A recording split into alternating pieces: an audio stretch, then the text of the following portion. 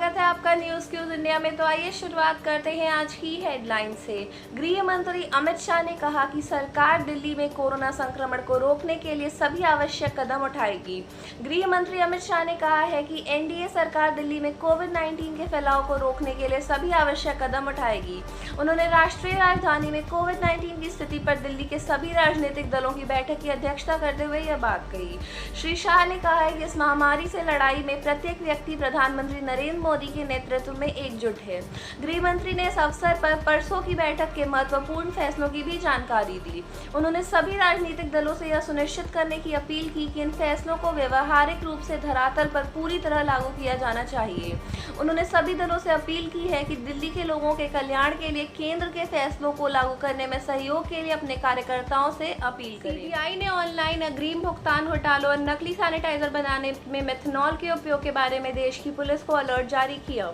केंद्रीय अन्वेषण bureau CBI ने ऑनलाइन अग्रिम भुगतान घोटालों और नकली सैनिटाइजर बनाने में मेथनॉल के उपयोग के बारे में इंटरपोल से मिली सूचना के आधार पर सभी राज्यों और केंद्र शासित प्रदेशों की पुलिस को अलर्ट जारी किया है। सीबीआई ने कहा है कि इस तरह के घोटालों में पीपीई किट के विक्रेताओं और कोविड-19 से संबंधित अन्य सुरक्षा उपकरण आपूर्तिकर्ताओं के विक्रेताओं से संपर्क करने तथा ग्राहकों के साथ ऑनलाइन व्यापारिक लेन देन के उदाहरण शामिल हैं। रेलवे ने 4000 से अधिक श्रमिक विशेष रेलगाड़ियों से 60 लाख से ज्यादा प्रवासियों को उनके गृह राज्य पहुंचाया। रेलवे ने 4450 श्रमिक विशेष रेलगाड़ियों के जरिए 60 लाख से अधिक लोगों को उनके गृह राज्य पहुंचाया। रेलवे बोर्ड के अध्यक्ष विनोद कुमार यादव ने आज नई दिल्ली में संवाददाताओं को बताया कि ज्यादातर प्रवासी मजदूर अपने गृह राज्य पहुंच गए हैं। अब बहुत कम मजदूर हैं जिनको उनके गृह राज्य भेजना बाकी है। श्री यादव ने कहा कि रेलवे राज्य सरकारों के साथ सहयोग कर रही है। शेष मजदूरों को उनके गृह राज्य भेजने के लिए मुख्य सचिवों को पत्र लिखा जा रहा है। उन्होंने कहा कि रेलवे अब तक राज्यों की मांग और आग्रह के अनुसार पूरी व्यवस्था करने में सफल रही है।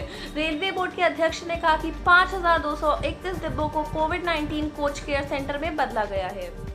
वित्त मंत्री ने कल निजी क्षेत्र के प्रमुख बैंकों और गैर बैंकिंग वित्तीय कंपनियों के अधिकारियों के साथ बैठक की। वित्त मंत्री निर्मला सीतारमण ने कल वीडियो कॉन्फ्रेंस के जरिए निजी क्षेत्र के प्रमुख बैंकों और गैर बैंकिंग वित्तीय कंपनियों के अधिकारियों के साथ बैठक की। बैठक में आपातकालीन ऋण सुविधा गारंटी योजना को प्रभावी ढंग से लागू करने पर विचार किया गया। उन्होंने इस कठिन समय में सूक्ष्म, लघु और मध्यम उद्यमों को निर्बाध वित्तीय सहायता उपलब्ध कराने की आवश्यकता पर बल दिया। वित्त मंत्री ने पिछले सप्ताह सार्वजनिक क्षेत्र के बैंकों के प्रमुखों के साथ बैठक की थी।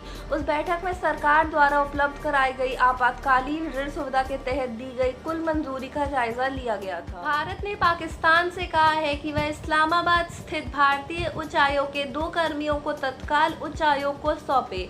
भारत ने पाकिस्तानी उच्चायोग के उप उच्चायुक्त सैयद हैदर शाह को कल नई दिल्ली स्थित विदेश मंत्रालय के कार्यालय में बुलाकर उनसे पाकिस्तानी मीडिया में छपी खबरों के अनुसार इस्लामाबाद स्थित भारतीय उच्च आयोग के 2 कर्मियों की गिरफ्तारी के मामले में आपत्ति पत्र सौंपा गया। सूत्रों ने बताया है कि आपत्ति पत्र में स्पष्ट किया गया है कि गिरफ्तार कर्मियों से किसी प्रकार की पूछताछ न की जाए और न ही उन्हें परेशान किया जाए। इस पत्र में यह भी स्पष्ट किया गया है कि राजनयिक कर्मियों की रक्षा और सुरक्षा की पूरी जिम्मेदारी पाकिस्तान सरकार की है। विदेश मंत्रालय के अधिकारियों ने श्री हैदर शाह से उन 2 कर्मियों और उनके सरकारी वाहन को इस्लामाबाद स्थित भारतीय उच्च आयोग को तुरंत वापस करने को कहा है। आईसीएमआर ने नियंत्रण क्षेत्र में कोविड-19 की तेजी से जांच के लिए रैपिड एंटीजन टेस्ट किट के साथ RT-PCR टेस्ट के उपयोग की सिफारिश की। भारतीय आयुर्विज्ञान अनुसंधान परिषद आईसीएमआर ने कोविड-19 की जांच के लिए कंटेनमेंट जोन और स्वास्थ्य केंद्रों में RT-PCR किट के साथ रैपिड एंटीजन टेस्ट के उपयोग की सिफारिश की है। इस किट से प्रयोगशाला में परीक्षण के बिना ही तेजी से जांच की जा सकेगी। परिषद ने परामर्श दिया है कि कोविड-19 जांच में संदिग्ध व्यक्ति में संक्रमण की पुष्टि नहीं होने पर रैपिड एंटीजन टेस्ट के साथ RT-PCR टेस्ट भी किया जाना चाहिए ताकि संक्रमण की आशंका को पूरी तरह से खारिज किया जा सके। देश और दुनिया भर की तमाम खबरों के लिए जुड़े रहिए न्यूज़ क्यूज इंडिया के साथ।